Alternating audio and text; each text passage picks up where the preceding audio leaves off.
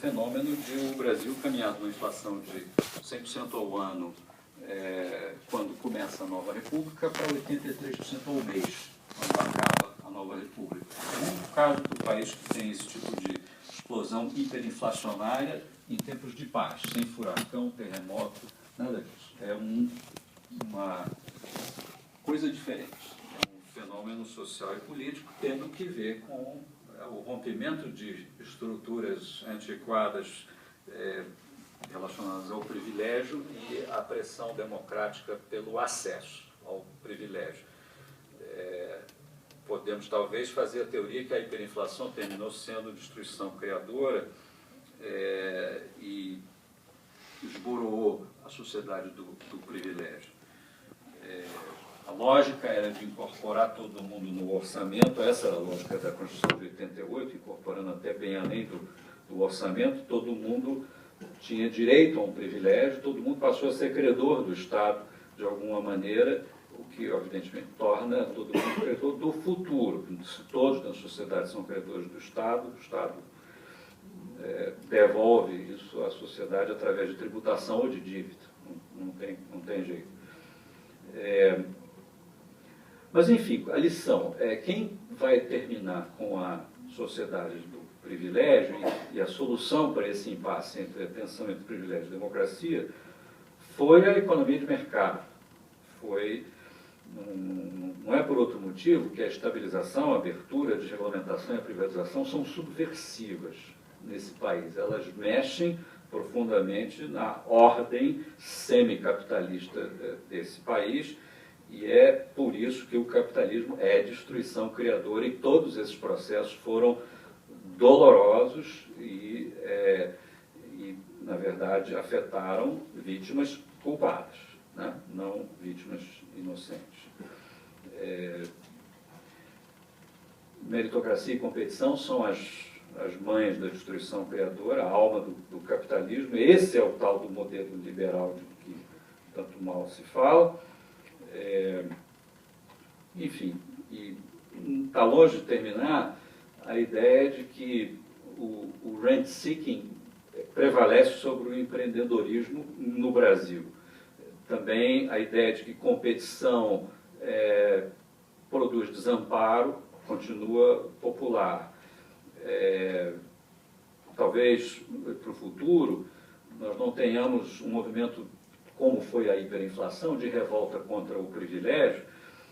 Talvez isso ocorra de uma maneira mais vertebrada e organizada, através de uma espécie de primavera capitalista, deixa eu usar um termo assim, onde a sociedade consegue adquirir uma consciência maior do que é privilégio e portanto, maiorias, em princípio, inertes, conseguem participar do processo político para romper privilégios. Terceiro assunto, equilíbrio. Na verdade, responsabilidade fiscal ou equivalência ricardiana, aqui as designações podem ser as mais variadas. Mas o enredo é simples. Infeliz da sociedade que impõe ao Estado deveres, sob a forma de despesa, para os quais não entrega a tributação, não entrega a capacidade para executar esses desejos. E esse desequilíbrio, evidentemente, ou se resolve tributando o pobre através da inflação, ou as gerações futuras através de dívida. Quando o Estado condena, a sociedade condena o Estado a esse estado de desequilíbrio, as políticas públicas se tornam essencialmente predatórias. Isso nós já vivemos, já sabemos que não é possível viver assim, e, portanto, estamos construindo instituições que reafirmam a ideia de equilíbrio e responsabilidade fiscal. Acho que temos aí uns bons 50 anos pela frente de construção dessas instituições, que tanto tempo, ainda que a vida hoje seja mais acelerada do que antigamente, tem uma razão histórica. No Brasil nunca existiu uma criatura comum nos países de clima temperado, conhecida como o dinheiro do contribuinte. Essa criatura aqui não existe. conceito segundo o qual o dinheiro que financia o gasto público é subtraído de forma consentida da mesma comunidade que dele se beneficia, é um conceito estranho à nossa cultura. Nessas regiões, lá do hemisfério norte, guerras e revoluções tiveram lugar em torno dessa criatura, ou seja, em torno da ideia de que o dinheiro do governo pertence ao contribuinte. Não é isso? E não ao rei, à natureza ou à viúva, que acho que é o conceito que prevalece aqui. O dinheiro público não tem dono. Essa guerra, infelizmente, no Brasil foi perdida lá atrás. E prevalece a máxima de que esse dinheiro não pertence a ninguém. Os mesmos homens que deliberam sobre o gasto público, nossos parlamentares, se julgam desobrigados de apontar a origem dos recursos e se desligam completamente da ideia de que são eles que também determinam quais as formas de tributação sobre a sociedade. Não pertence ao parlamento, nós não temos instituições que forcem esses senhores a abandonar essa opção preferencial pelo sonho, que é o orçamento brasileiro, uma coleção de sonhos totalmente desligada das possibilidades. É um sintoma daquilo que o Vargas Llosa falou. Preferência pela fantasia, que é muito mais divertida do que pelas puras realidades que apareceriam se tivessem que ser trancados dentro de uma sala, como acontece em outros parlamentos em outros países, e resolver tributação e gasto ao mesmo tempo. Não é o que ocorre aqui. A outra particularidade brasileira, que não é tanto brasileira, mas é que as autoridades aprenderam a abusar de uma inovação revolucionária, do papel moeda, a partir de certo momento. Eu recentemente publiquei um livro chamando a atenção para o fato que é de Goethe a descrição talvez mais interessante da disseminação dessa inovação, papel moeda, que ocorre num momento, para botar uma longa história, quando os poderosos percebem que é mais fácil e mais produtivo do que sustentar alquimistas e charlatães empenhados em transformar chumbo em ouro através de encantamentos, mais produtivo era empregar economistas versados na organização de bancos de emissão de papel moeda. Muito mais útil para resolver os problemas financeiros dos soberanos. É evidente que essa invenção foi descoberta muito cedo aqui, foi abusada extraordinariamente aqui, mais do que, talvez, não sei se dá para dizer que o Brasil teve a pior inflação desse planeta, mas a gente ganha da inflação alemã de 23 no acumulado do episódio, pelo menos em um critério.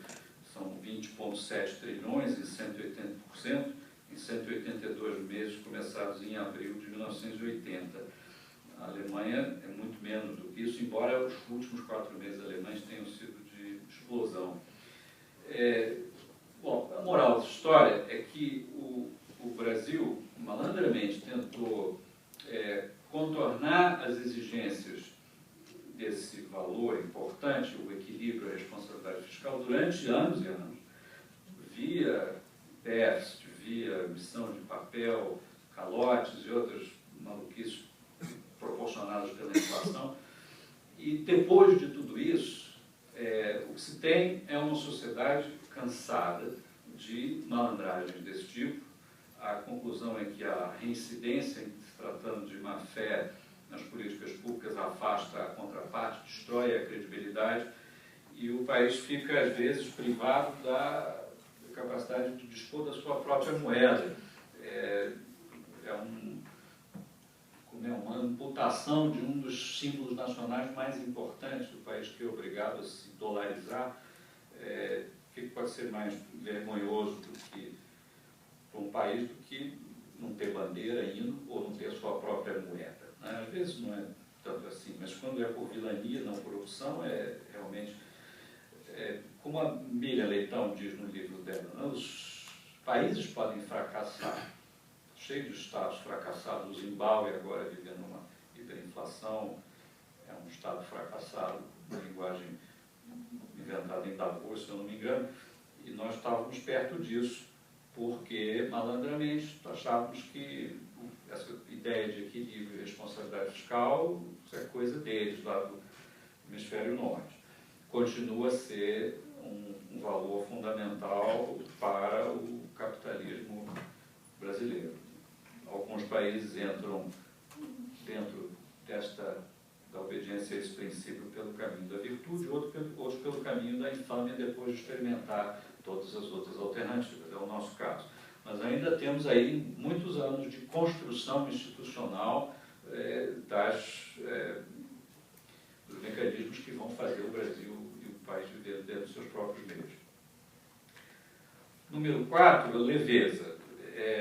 Leveza tem a ver com eficiência. As responsabilidades, o Estado tem responsabilidades em demasia para ficar e rapidamente pode se tornar ineficiente. É o que se exige dos governos e das empresas, é que elas tenham produtividade, agilidade, dinamismo, criatividade, também tudo muito schumpeteriano. No Brasil, as empresas tendem a ser a casa grande, oneradas pelas culpas do passado, que não são dela, e por responsabilidades que não são suas. Vejam como é pesado, para citar um exemplo, a justiça do trabalho e as obrigações que ela cria, e depois a invasão ao direito de propriedade, que se patrocina, às vezes, em nome da justiça do trabalho, pelas penhoras que violam totalmente os limites da responsabilidade limitada das empresas. Esse tipo de mecanismo não é capitalista, é o contrário de capitalista, não sei nem socialista, é outra coisa. É talvez cordialidade que a gente um dia tem que rever, porque o capitalismo com isso nunca vai ser muito capitalista. Do ponto de vista das empresas, criatividade, produtividade e leveza são indicadores de desempenho, por sua vez tem que haver com conduta, que tem que haver com incentivos que se definem na esfera da estrutura de mercado. E é isso essa área onde as autoridades podem atuar, e é onde a abertura foi tão importante no Brasil, e também a defesa da concorrência, porque competição produz os incentivos necessários para que as empresas façam as condutas que levam à inovação, ao crescimento da produtividade. Fora desses incentivos, nada vai acontecer. Acho que leveza vale também para se pensar na nova divisão internacional do trabalho, e se pensar também sobre o fenômeno da desindustrialização. Esse pequeno objeto aqui, por exemplo, hoje, ele é feito na China, e o que tem aqui dentro, produzido na Califórnia, são serviços, tecnicamente. E, portanto, é esquisito que portanto, a Califórnia tenha se desindustrializado em favor de estados asiáticos, mas a melhor parte, portanto, é essa, não é a indústria. A divisão internacional do trabalho no século XXI tem ingredientes diferentes do que teve no século XIX e tem a ver com leveza, na falta de uma outra palavra. E para terminar, um princípio fundamental do capitalismo, da economia de mercado é a transparência. É muito fácil fazer a defesa desse princípio no plano da ética, o sol é o melhor desinfetante, esse tipo de coisa. E hoje estamos vivendo um momento particularmente rico na discussão sobre o uso do dinheiro público, e aí estamos em sintonia com a discussão anterior sobre equilíbrio, mas há um sentimento ruim com relação à presença da corrupção, que parece uma epidemia, uma invasão. Em 1988, um professor de Harvard chamado Robert Klickar escreveu um livro onde ele desenhou uma equação, que é assim: corrupção é igual a monopólio mais arbitrariedade menos transparência. 3 elementos que produzem corrupção: o não mercado, a decisão arbitrária de uma autoridade num contexto de pouca transparência. Portanto, quanto mais distantes da realidade de uma economia de mercado, estão as práticas do Estado, mais propensas essas práticas estão a haver corrupção. A corrupção no Brasil piorou de 94 para cá, a julgar pelo ranking do Brasil na Transparência Internacional, que faz um ranking de corrupção. Nós estávamos na posição número 45, já era ruim, em 94, e o índice mais recente é 69. Caímos, né? Em 178 países. Schumpeter, na época dele, estava preocupado com a junção espúria de interesses públicos e privados, na medida que isso podia nos aproximar dos estados fascistas e a criação de privilégios e canais. Hoje, talvez isso ocorra muito mais tendo como preocupação a corrupção do que propriamente o fascismo. Pequeno exemplo para quem tiver o apetite de procurar, 1997, no Economic Journal, 2 economistas, Alberto Aires e Rafael de Tella, publicaram um estudo interessantíssimo. O título é National Champions and Corruption. Vou traduzir. Campeões nacionais e a corrupção, some unpleasant interventionist arithmetics, algumas aritméticas intervencionistas desagradáveis. E, na essência, o que eles fazem é o seguinte: eles vão aferir, estatisticamente, o impacto do que eles chamam de políticas industriais ativistas e seletivas. E comparam isso num painel de vários países e chegam à conclusão que a política industrial ativa produz mais investimentos, sim, mas valores entre 16% e 44% dos investimentos viabilizados por políticas industriais ativas se transformam em propina. 30% em média, portanto. Ou seja, cada R$1 empregado em política industrial ativa, 30 centavos vira corrupção, conforme esse estudo de vários países. Uma demonstração, eu acho que aqui eles estavam influenciados muito pela experiência do leste europeu, onde a corrupção é muito pior do que aqui, isso segundo a lenda, mas na essência a mensagem é que o mercado é uma forma de luz do sol sobre as relações entre o setor público e o setor privado. E sobre o mercado, eu queria terminar fazendo uma observação também conceitual importante, creio eu, sobre a entidade, o mercado, no que isso alterou a política. E eu também acho que vai alterar ainda muito mais. O relacionamento entre os soberanos, os presidentes e os agentes econômicos hoje tem esse mediador importante, que é o mercado. É uma criatura sobre a qual tem muita celeuma, muita contrariedade, na verdade, porque o mercado é uma forma pela qual a opinião pública pode se manifestar de uma forma extremamente objetiva diante de cada manifestação das autoridades em tempo real. No passado, você pode dizer que a opinião pública não era uma consideração na prática de políticas públicas. Os soberanos podiam reduzir o percentual do ouro da moeda, de ouro na moeda, ou coisas desse tipo, e a vilania estava afastada da repercussão. E, portanto, era mais difícil identificar as culpas. Os poderosos podiam praticar desatinos econômicos sem risco de enfrentamento com a opinião pública. Isso não precisa recuar séculos, basta recuar ao regime militar.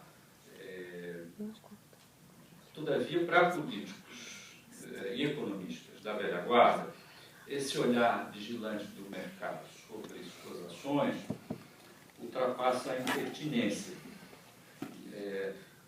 Os anúncios feitos no terreno da economia viram uma espécie de votação em tempo real. As declarações das autoridades são interpretadas dessa forma. Quantas vezes eu me vi, André seguramente, se viu aconselhando nossas lideranças a falar isso ou aquilo que vai ser mais ou menos bem aceito pelo mercado e a gente encontra uma reação de contrariedade. Isso não foi o mercado que me elegeu. Essa intromissão no mercado da vida cotidiana da democracia, na verdade, é uma espécie de aceleração da democracia para a qual os políticos não estão acostumados e reagem com enorme contrariedade. Mas aprendem, porque o mercado é capaz de votar contra eles, fazendo subir o câmbio, o juro, cair a bolsa, de um jeito que machuca muito. Nós vimos já vários exemplos desse tipo de coisa. É uma modificação institucional muito básica, que torna a democracia mais ágil,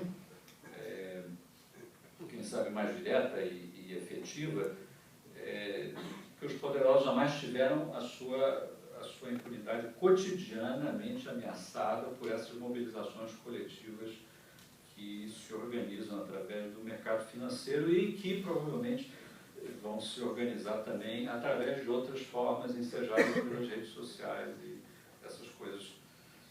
A velocidade, portanto, a conectividade da sociedade tornou a proporção de valor à transparência uma coisa completamente diferente do que já foi no passado. Os políticos acham que o mercado não é nada disso, é o poder econômico, são os banqueiros, é uma conspiração de operadores brincando de videogame com o dinheiro dos outros, ou então uma conspiração da imprensa, claro. Eu estava querendo chegar. O mercado se alimenta da informação. E qualquer restrição ao que a informação, a livre circulação da informação, qualquer que ela seja, num ambiente competitivo, onde a informação, a qualidade da informação compete, a sua métrica de aceitação pela opinião pública, isso é fundamental para o estabelecimento desse ambiente de transparência próprio da economia de mercado e do capitalismo, e por isso mesmo tão hostil ao povo das antigas ou o povo de inspiração autoritária, que não quer uma imprensa livre, tão participativa, investigativa, enfim. Não vou entrar nos assuntos aqui do Bernal.